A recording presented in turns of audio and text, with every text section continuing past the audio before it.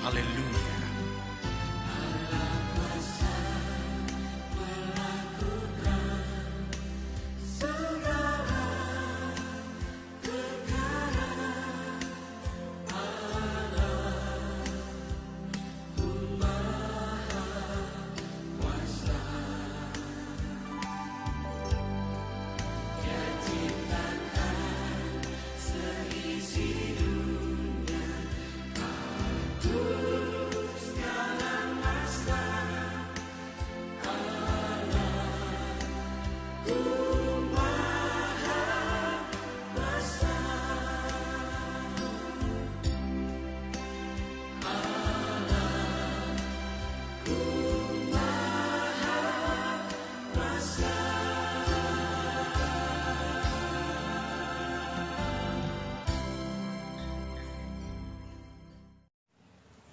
Salam saudara, hari ini kita akan berbicara dengan tema mengenal akan Tuhan.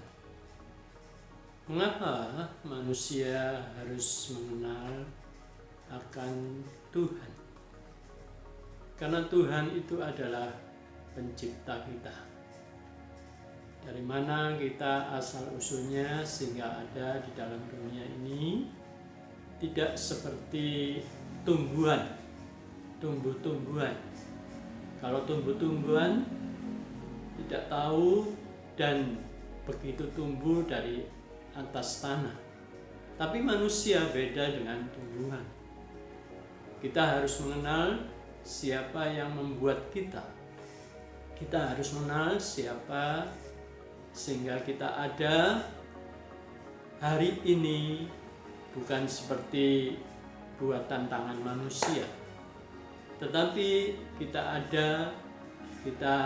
diciptakan, dibentuk oleh tangan Tuhan sendiri. Maka dari itu, kenapa kita harus mengenal Tuhan? Supaya kita tahu siapa yang membuat kita, yang menciptakan kita. Asal usul manusia bukan begitu saja turun dari langit, bukan seperti itu, atau seperti tumbuhan, bukan. Tetapi kita harus tahu, mengenal Tuhan dengan benar, bahwa kita ada di dalam dunia ini, ada yang membuatnya. Dari hal ini kita bisa mengenal, siapa yang membuatnya. Kemudian ketika kita kenal, kemudian kita bisa merasakan hubungan dekat dengan pengenalnya. Dan dari hal itu, tindak lanjutnya kita mengasihi dia. Dan seterusnya kita juga bisa mengabdi, membalas cinta kasih.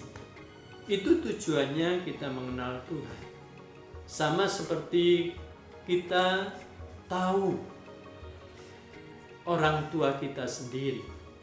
Ketika kita mengetahui bahwa kita punya orang tua, sehingga akhirnya setelah kita tumbuh dewasa, maka dari situ kita tahu, berterima kasih kepada dia, berterima kasih kepada orang tua kita.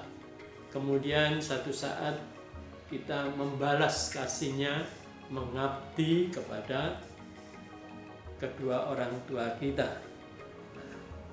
Sebab manusia bukan seperti robot. Ia pemegang kekuasaan atas dirinya sendiri. Itulah manusia. Beda dengan robot. Robot dibentuk oleh tangan manusia, tetapi dia tidak menguasai dirinya sendiri. Tetapi manusia, dia adalah pemegang kekuasaan atas dirinya sendiri. Artinya seorang pengendali, bukan dikendalikan. Itu manusia. Maka dari itu, jikalau orang tersebut salah dalam mengendalikan dirinya sendiri, bisakah orang lain untuk mencegahnya? Nah, ini satu pertanyaan. Selama ia masih di bawah pengendalian atau pengasuhan orang tua, maka yang mengendalikan dirinya adalah orang tuanya. Nah, siapa yang mengendalikan ketika ia sudah dewasa? Ketika dia masih anak-anak, orang tua yang mengendalikan. Ketika anak tersebut salah, ya, ditegur sama orang tuanya, dihajar sama orang tuanya, supaya tidak lepas dari pengendalian orang tua.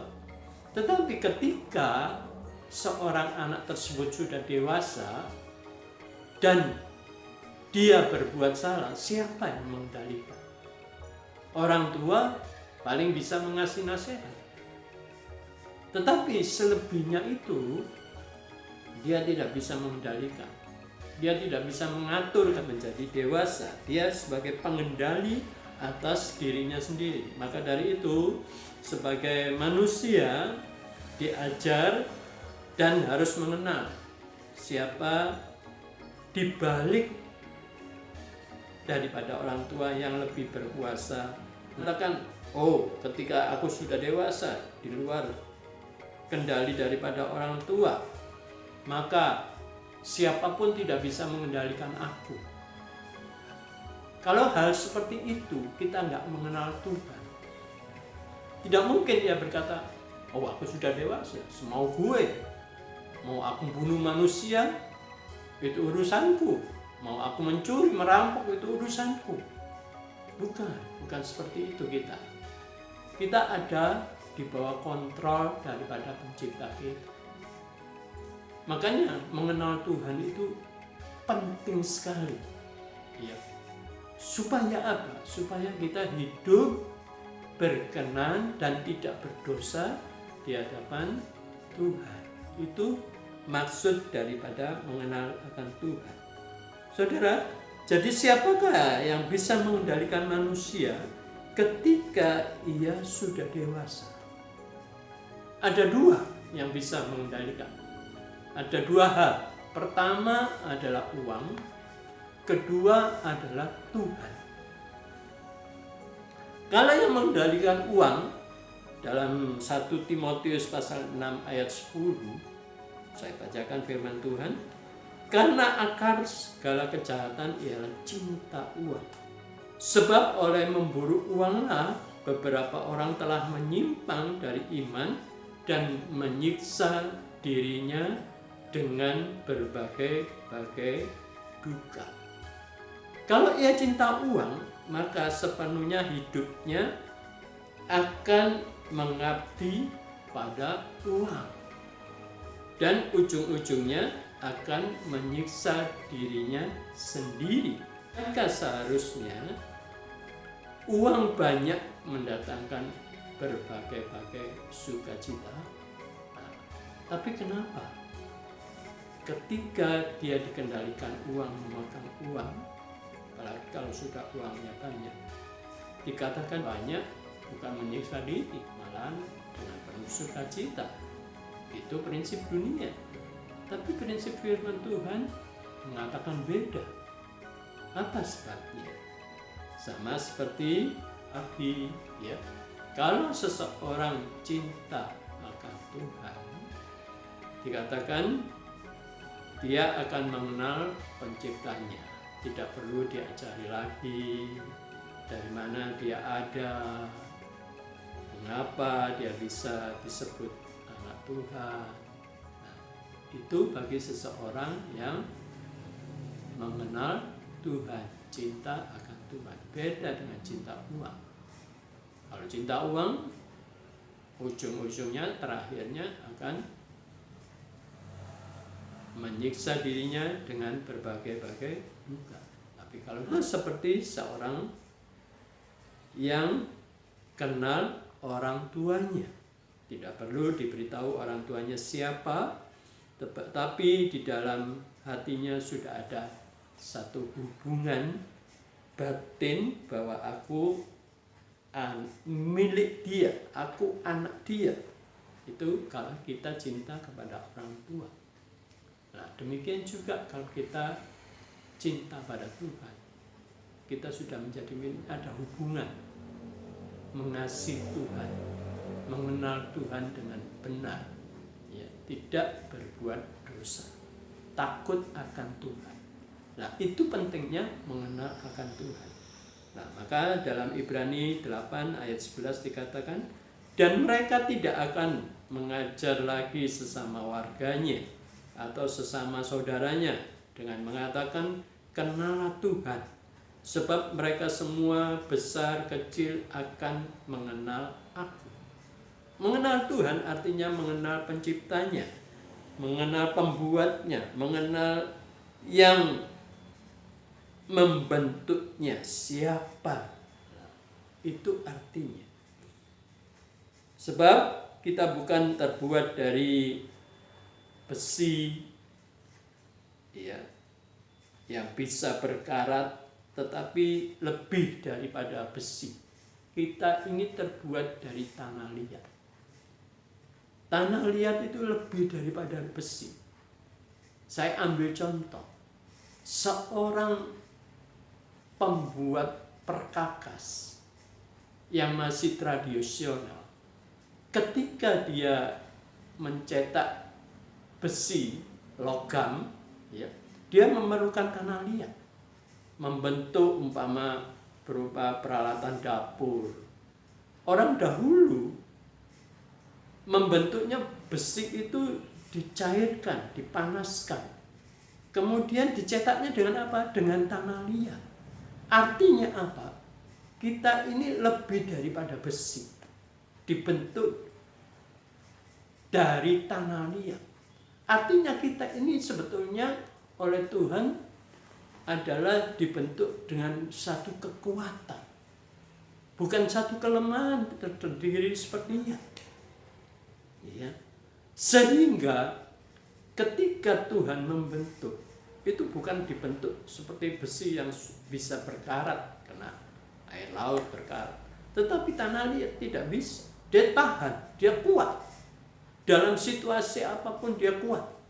Ketika musim kemarau, tanah liat tersebut paling dalam keadaan retak, pecah-pecah. Tetapi ketika hujan kembali, dia berkumpul lagi. Nah, itulah istimewanya kita dibentuk oleh Tuhan dari tanah liat. Artinya kita itu mampu.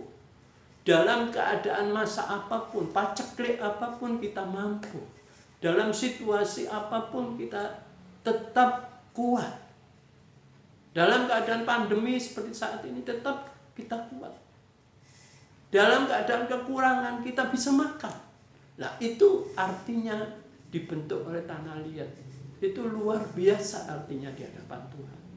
Maka dari itu saya katakan jangan mengeluh di hadapan Tuhan. Ya. Memang manusia harus bekerja. Kalau tidak bekerja jangan makan, firman Tuhan katakan demikian. Lah itulah artinya bahwa kita dibentuk oleh Tuhan lebih daripada logam segala-galanya, lebih daripada benda apapun segala-galanya, dari tanah liat. Itu hal yang istimewa. Dalam kondisi apapun saya katakan jangan mengeluh. Tuhan itu tahu kok, kita itu menjadi miliknya, itu dipelihara oleh Tuhan. Bukan tujuannya kita jadi miliknya menyusahkan orang lain, membuat sakit hati orang lain, ya, kemudian membuat celaka orang lain. Oh bukan seperti itu yang dimaksud oleh Tuhan. Kita mengenal Tuhan supaya kita takut akan Dia, tidak berbuat dosa di hadapan Dia, bahwa yang menciptakan itu ajaib, kuat, ya. Biarpun kita dikatakan tanah liat, diinjak orang, ya, bahkan dibiarkan mungkin oleh banyak orang diabaikan, kita nggak apa-apa. Tapi yang penting kita mengenal siapa pencipta kita. Dan pencipta kita Tuhan Yesus mengenal kita. Kalau engkau cinta pada Tuhan, saya percaya ketika engkau melekat pada Dia, maka engkau akan dipelihara. Bahkan dikatakan firman Tuhan, anak cucumu tidak akan meminta-minta. Itu janji Tuhan. Maka dari itu hari ini, jangan engkau katakan, aku lemah, aku bingung, aku gak bisa makan. Saya katakan, Tuhan itu tahu. Ayo ubah, mengenal akan Tuhan lebih dekat lagi, komunikasi dengan Tuhan, banyak doa, banyak baca firman. Ya. Tutup pintumu, jangan mengeluh. Minta boleh, tapi tidak ada pengeluh. Kalau engkau tetap mengeluh, engkau nanti akan sama seperti bangsa Israel. Akhirnya dibuang. Kita tidak mau. Kita adalah orang-orang pilihan yang diberi kekuatan oleh Tuhan, yang dibentuk dari tanah liat, melebihi logam, melebihi apapun yang ada. Tuhan itu tahu pembentukan kita itu dari tanah liat. Maka dia katakan, dari debu yang dibentuk, diolah oleh Tuhan menjadi tanah liat, maka suatu saat kita juga akan kembali ke debu. Artinya bahwa kita saat ini hidup dalam dunia diberi kekuatan oleh Tuhan. Maka akhirnya kekuatan itu kembali diambil oleh Tuhan, dibuat Tuhan, supaya kita tahu siapa pencipta kita, siapa yang mengadakan kita sehingga kita ada di bumi ini. Ya, kita bersyukur. Jangan cinta akan uang. Cinta akan uang bagai duka, tetapi cinta akan Tuhan akan mendatangkan sukacita yang kekal. Puji Tuhan. Itulah firman Tuhan pada hari ini.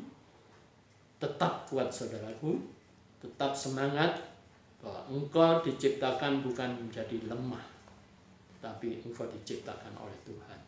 Kenal akan Tuhan, maka disitulah kekuatan kita akan timbul kembali. Tuhan memberkati.